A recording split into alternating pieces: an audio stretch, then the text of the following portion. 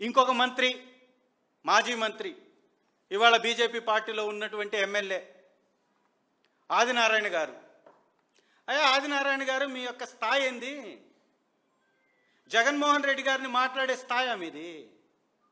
2014లో మీతో పాటు సాటి జడ్పీటీసీ అల్లే ప్రభావతమ్మ ఎమ్మెల్యే సీటు కోసం పోటీ పడింది నీతో పాటు.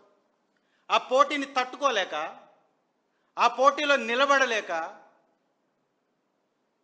అవినాష్ రెడ్డి గారి యొక్క ఇంటి ముందట ఎన్ని రోజులు కాపలా కాసావు, ఎన్ని రోజులు వారిని బ్రతిమాలుకొని సీటు దక్కించుకున్నావు తెలియదా? మర్చిపోయావా?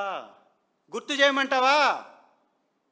ఏమి అధికారం ఉంటే పులైపోతావు, అధికారం పోతే పిల్లైపోయి ఎక్కడున్నావు కూడా కనపడవు.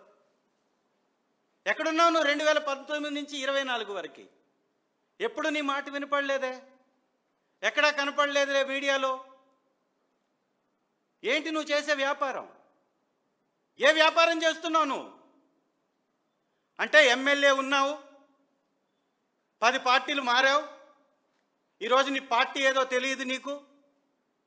ఈరోజు బీజేపీ, రేపు తెలుగుదేశం, మళ్ళీ వైసీపీ లేదా కాంగ్రెస్, ఏ పార్టీకైనా మారుతావు. నువ్వా? నీ స్థాయి మాట్లాడేది జగన్మోహన్ రెడ్డి గారు.